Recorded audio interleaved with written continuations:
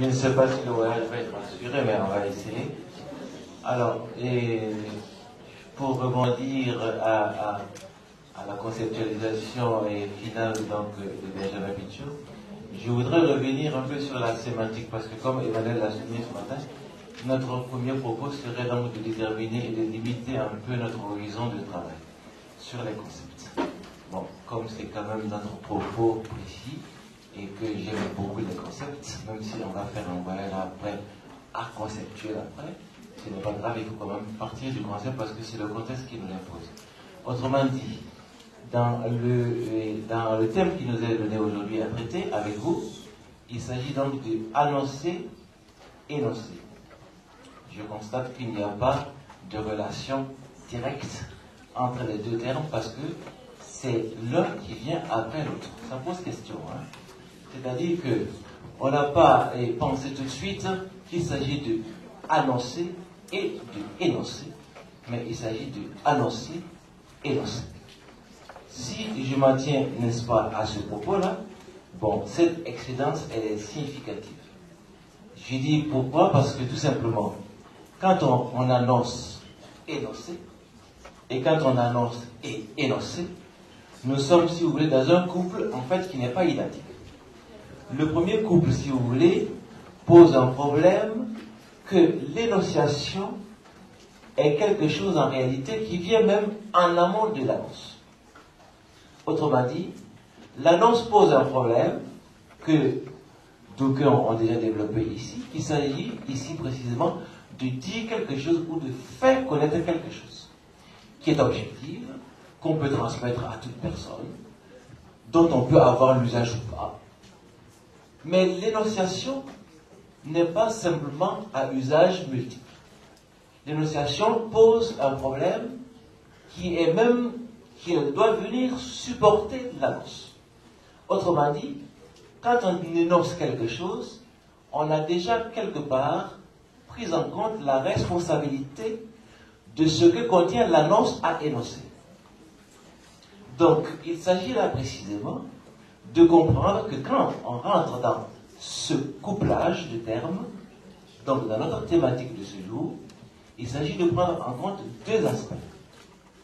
L'aspect de l'objectivité savante de notre médecine, d'accord, c'est-à-dire ce qu'on a dit, diagnostic, examen, résultat, etc. Ça, c'est un point de vue qui est objectif, qu'on peut annoncer, mais avec toutes les prudences qu'Emmanuel aussi a indiquées tout à l'heure, et la complexité de ce phénomène. Mais en même temps, le fait d'avoir du savoir, de posséder quelque chose d'objectif, un savoir à transmettre autour d'une maladie, ne suffit pas à l'énonciation. C'est-à-dire, il faut alors, pour que l'énonciation ait lieu pour une annonce avérée, c'est-à-dire pour des résultats probants, il faut alors procéder à une prudence, comme si il fallait que l'énonciation vienne supporter l'annonce et soutenir l'annonce. Sinon, on manquerait toute la dimension de responsabilité qui est logée dans le contenu de l'annonce. Parce qu'en réalité, l'énonciation vient donc responsabiliser l'annonce, c'est-à-dire à tous les niveaux de l'échelon de la santé, depuis le médecin jusqu'au soin, jusqu'au dernier. Alors, si vous voulez bien, cette différence, elle me paraît importante parce que mon propos qui va suivre ne se comprendrait pas si je ne prends pas ces deux aspects en compte, parce qu'il y a un qui va supplanter l'autre. Précisément, l'énonciation va supplanter l'annonce dans le contexte, si vous voulez, qui m'est propre, à savoir que nous allons dépasser la technique informationnelle, la technique de la communication. Très souvent dans notre société occidentale, quand on dit quelque chose, on pense que c'est fini. On a dit. Mais non. Quand on a dit, on n'a rien dit encore. Parce que le dit est fermé, il est obtus, il est fini. Or, une fois qu'on a dit, il faut laisser le temps au dire. Et dans le dire, ça c'est pour revenir à notre cher penseur commun Emmanuel, l'évidence, n'est-ce pas, qui dit que d'une part, s'il y a un dire, s'il y a un dit, il faut aussi donc adjoindre à ce dit un dire. C'est tout le principe de l'énonciation. Autrement dit, énoncer, c'est un langage qui s'assume. C'est-à-dire, c'est une information assumée. On ne donne pas seulement, on ne met pas une lettre à la poste, ou on n'envoie pas, si vous voulez, une espèce donc d'idiogramme médical en disant voilà les résultats. Ça ne suffit pas. Donc, comme l'énonciation doit supporter l'annonce, donc forcément cette énonciation prend en compte l'individu qui porte l'information. Autrement dit, vous tous. Porter l'information, ça veut dire quoi? Ça veut dire se mettre en situation de responsabilité pour transmettre l'information médicale. Cette situation donc, impose une préparation parce que ce n'est pas... Et il faut alors prendre en compte tout ce que signifie pour le malade la maladie dont il serait porteur, la maladie dont il ne comprendrait peut-être même pas la cause, ou la maladie qu'il refuserait. De toute façon, il y a très peu de gens qui refusent, qui acceptent leur maladie tout de go. Donc, ces deux paramètres-là, c'est d'abord une situation psychique réelle, donc devant laquelle l'annonceur, et je dirais alors la personne énonciatrice, se trouve et doit supporter devant le malade. Mais il n'y a pas seulement que le malade, il y a aussi tout son entourage. Et là alors, j'aborde un second aspect, parce qu'on n'a pas beaucoup de temps pour discuter, mais c'est pas grave, on y reviendra. J'aborde là alors le contexte de la responsabilité multiple. Bien sûr, j'aborde dans le sens démarré tout à l'heure, avec la phrase fameuse de Nietzsche, n'est-ce pas, que être responsable, c'est tenir sa promesse. En réalité, qu'est-ce qu'une promesse dans le contexte de la transculturalité? Et qu'est-ce que la responsabilité dans l'annonce dans ce même contexte? Ce que je dois vous dire, donc, le négro-africain que je suis, si vous le voulez, alors, puis un petit peu donc dans ces représentations culturelles, pour éventuellement penser, ou penser un certain nombre de concepts qui nous sont propres dans l'occidentalité, et qui, je pense, devraient contribuer à bien poser le problème et à bien aborder notre propre métier, c'est-à-dire d'infirmière ici. En d'autres termes, le contexte de la responsabilité multiple est le suivant. Quand on parle donc d'énoncer, on invoque tout de suite toutes les représentations du malade. On invoque sa culture, on invoque le sens de sa venue au monde, on invoque sa place dans la maladie, et on invoque le rôle que la maladie va jouer dans son contexte à lui. Ici, nous avons jusqu'à présent compris que la maladie importe au malade, mais la maladie n'est pas seulement un problème du malade. La maladie est un problème de la société à laquelle appartient le malade. Donc, prioritairement, cette responsabilité multiple va se jouer à travers les proches. Ce terme paraît très large, si vous voulez, mais ici, il faut entendre tout ce qui, de près ou de loin, concerne le malade et intéresse le malade. C'est-à-dire, il y a un éventail de responsabilités dont le malade pourrait même ne pas être conscient de toute la chaîne logique, mais qu'il importe donc de prendre en compte. Cette chaîne-là, c'est une chaîne de responsabilité multiple. En d'autres termes, s'il y a un acte thérapeutique, l'acte thérapeutique, si vous voulez, ne commence même pas avec le malade. L'acte thérapeutique commence en amont de lui, à savoir tous ses proches qui prennent en charge d'abord sa maladie et voient alors ce qu'il y a à faire. Donc, il ne s'agit pas pour nous donc d'aller seulement consulter et de ressortir pour dire voilà, moi je suis atteint de telle ou telle maladie, mais il s'agit de dire telle chose se passe, que doit-on faire? Il y a encore un peu de bruit quelque part.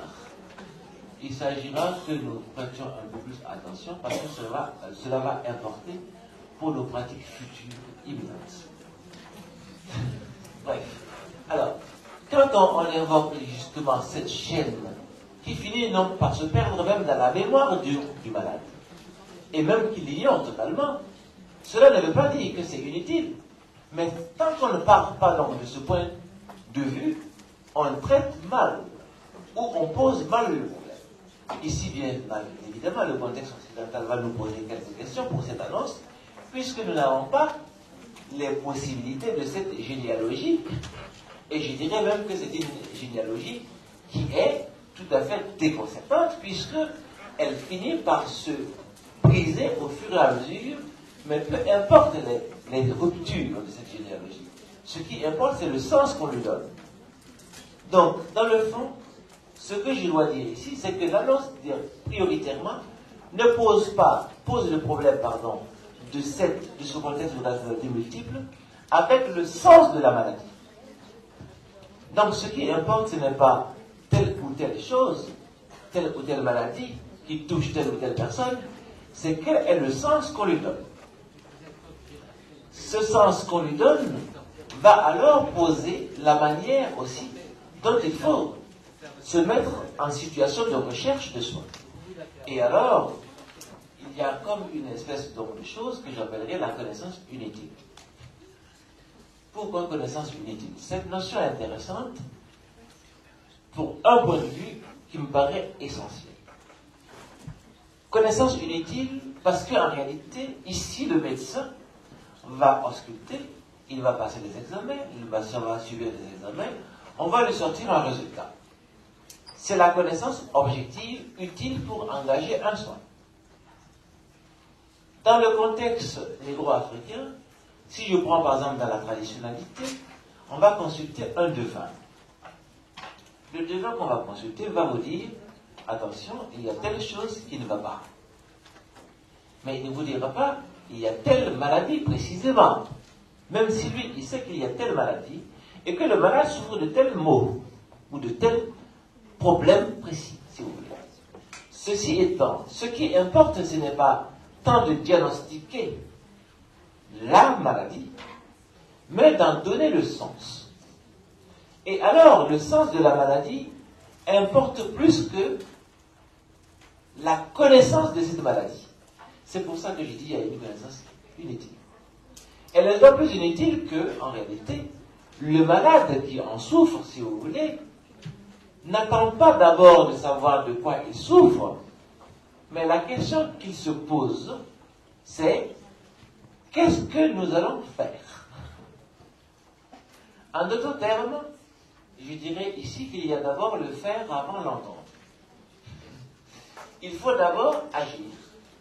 Et donc, dans l'agir qui est imminent et qui est immédiat et qui est sans temps, c'est-à-dire qui est en absence de tout délai, il faut alors prendre les mesures. Donc, il ne s'agit pas de déployer une connaissance, il s'agit d'agir. Donc, l'acte, et l'acte justement, c'est ça l'information. Quand on est informé, on agit. Parce que dans le fond, cela va poser un certain nombre de problèmes pour nous, parce qu'il y a la question du temps, il y a la question des responsabilités. C'est-à-dire, il faut que chacun joue sa partition, passez-moi l'expression partition, mais en réalité, tout le monde doit être actif en même temps et selon ses compétences. On a tout à l'heure parlé, Pichou a parlé tout à l'heure de compétences, bien évidemment. Chacun doit agir selon ses compétences. Mais les compétences, qu'est-ce que c'est dans ce contexte? Les compétences, c'est chacun dans la chaîne donc, qui le lie au malade, faire jouer son rôle et passer le rôle à quelqu'un d'autre. Donc, en réalité, ça pose tout de suite le problème de la communauté thérapeutique. En d'autres termes, on ne soigne pas en étant tout seul spécialiste, même s'il y a une figure de connaissance, on soigne par intermédiaire. Donc, l'intermédiation dans le soin, c'est-à-dire les multiples relais qui existent dans le soin sont indispensables. Il y a parfois des rôles qui paraissent tout à fait minimes, anodins, presque inutiles, mais il faut que ces rôles soient joués. Parce que ces rôles importent dans le sens de la relation qui lie le malade à toute la chaîne de son corps social. En d'autres termes, ce que je vais vous dire ici précisément, c'est que le corps social est très important, indispensable. Autrement dit, nous brisons ici un certain nombre de références qui sont liées au droit, puisque le droit est entendu comme presque naturel. Il est naturel, on ne définira pas, on n'attendra pas le consentement, comme dira Pichot, n'est-ce pas, de tel ou tel, du malade, pardon, pour qu'un tel parent s'engage avec lui. D'office, d'emblée, il est engagé et il se sent engagé et il est compris comme devant s'être engagé. En d'autres termes, il n'y a pas donc de chasse gardée. Il n'y a pas de chasse gardée pour la responsabilisation. Ce que je dois ajouter, c'est que, alors, le temps, le groupe d'appartenance, le silence et les paroles prennent des significations tout à fait différentes. La question, par exemple, du groupe d'appartenance. La hiérarchie des responsabilités, c'est quoi? La hiérarchie des responsabilités, c'est penser que le lien qui m'unit au malade est un lien qui dépasse le malade. Autrement dit, ce n'est pas le malade qui importe, c'est le lien. Donc, cette relation qui est presque invisible dépasse le problème même du malade. En d'autres termes, c'est les liens d'appartenance où des jeux ont lieu à l'ignorance ou à l'insu, si vous voulez, donc, du malade lui-même. Premier élément. Le second élément, c'est la question, n'est-ce pas, du temps, du silence et de la parole. Pourquoi le temps? Le temps, ici, chez nous, est une urgence, c'est même de la compétence. Si on fait les choses dans un temps record, on est compétent. Or, rien de plus normal, que de penser que quand on est malade, il faut prendre le temps de se faire soigner. Et il faut prendre le temps de ne pas brûler les étapes. C'est quoi les étapes? Les étapes, ce n'est pas seulement donc de multiplier le système des examens, c'est-à-dire qu'il faut gagner du temps. Parce qu'on dit qu'il faut gagner du temps sur la maladie. Ici, c'est ça. Mais on n'a pas à gagner du temps sur la maladie, puisque la maladie, de toute façon, survient normalement. Donc, c'est une notion aussi qu'il faut bien comprendre. La maladie, elle arrive parce qu'elle doit arriver, c'est son temps. Donc, il ne s'agit pas donc de lui brûler l'étape. On ne brûle pas l'étape avec une maladie. Il faut la prendre dans son temps et la gérer avec le temps. Qu'est-ce que donc le temps devant la maladie pour les humains? Le temps des humains pour la maladie, c'est le temps qu'ils doivent prendre pour suivre toutes les étapes avant soin. Et les étapes aussi après soin. Donc, ce temps-là, il n'est pas calculé selon l'urgence. Il est calculé seulement selon une certaine précaution. Ce n'est pas le médecin urgentiste qui intervient ici. C'est la précaution que même si le malade devait être passé, c'est son temps. Et que si on n'a pas terminé, ou disons, si on n'a pas pu parer à l'événement fatal, cela n'importe pas fondamentalement. Autrement dit, quand vous êtes aux prises avec des malades qui ont autant de représentations comme celle-ci, mais ça brise énormément nos repères. Le temps que vous devriez prendre pour annoncer, c'est-à-dire pour énoncer et accompagner, puisqu'il s'agit de ce temps, il faudrait que ce temps soit pris dans la représentation du monde de ce malade.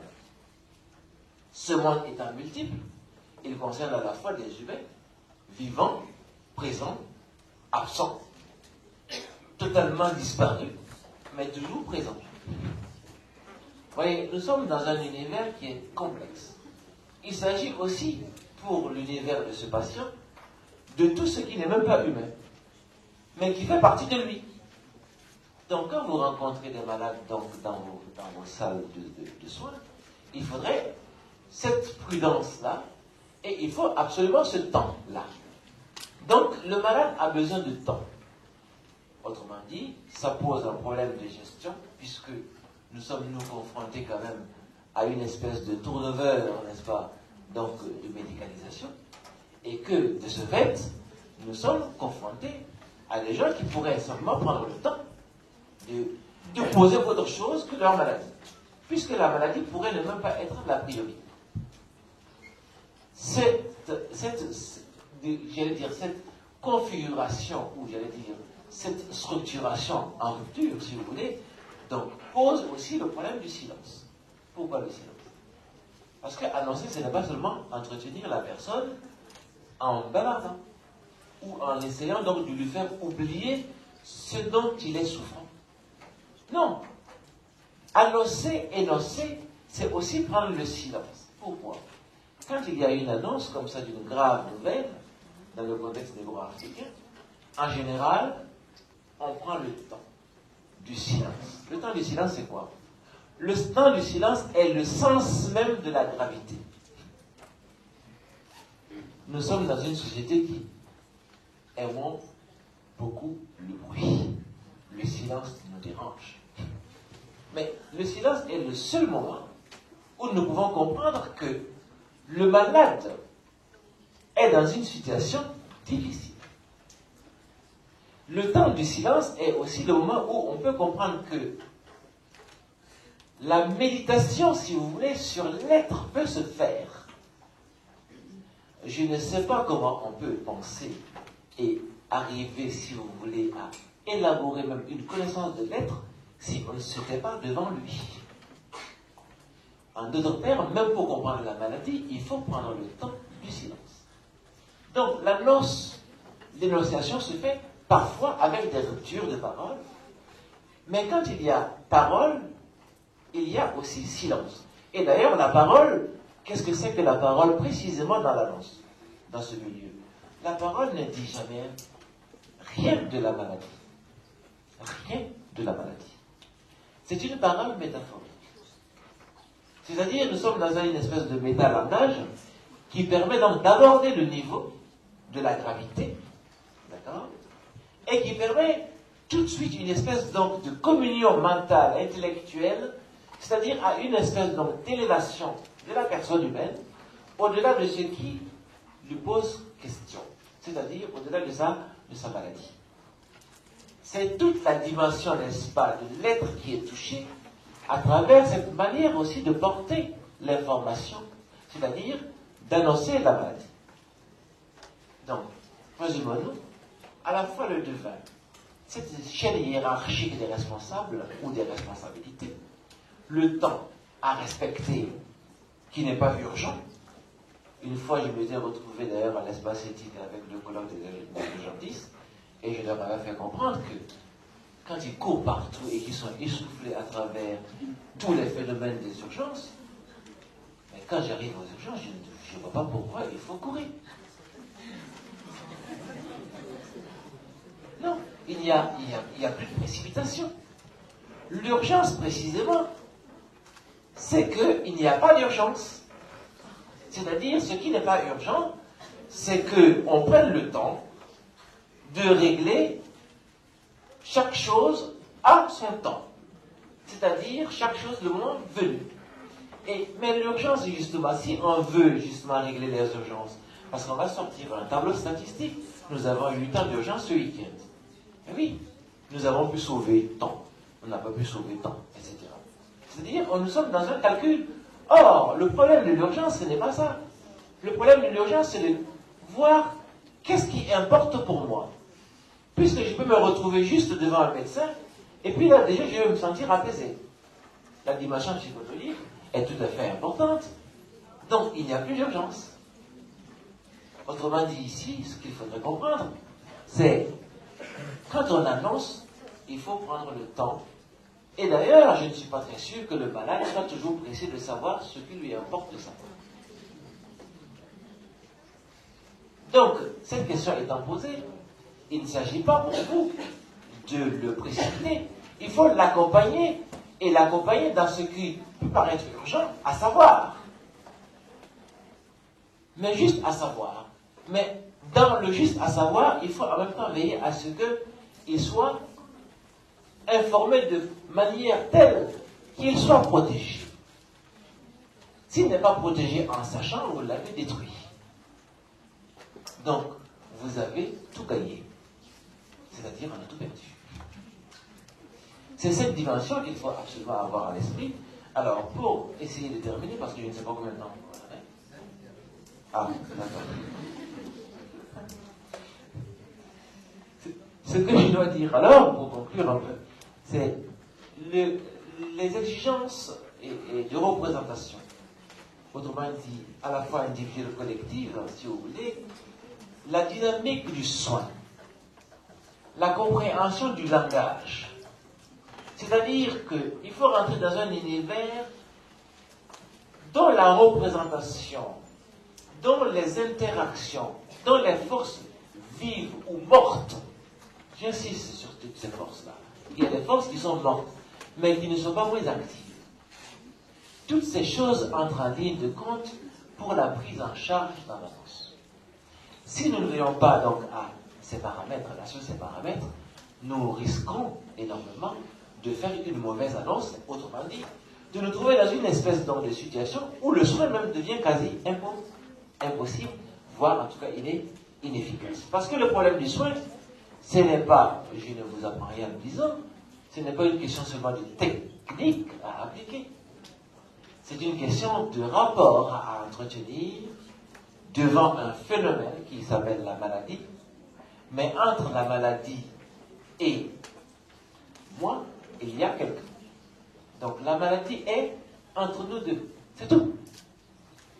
La maladie n'est pas la personne. La maladie est entre nous deux. Et la question qui se pose, c'est que nous franchissions le pas après la maladie pour se rencontrer. La notion de rencontre est encore posée ici. Et c'est sur ces mots que je termine. Bien sûr, toutes les questions sont les bienvenues si vous en avez. Mais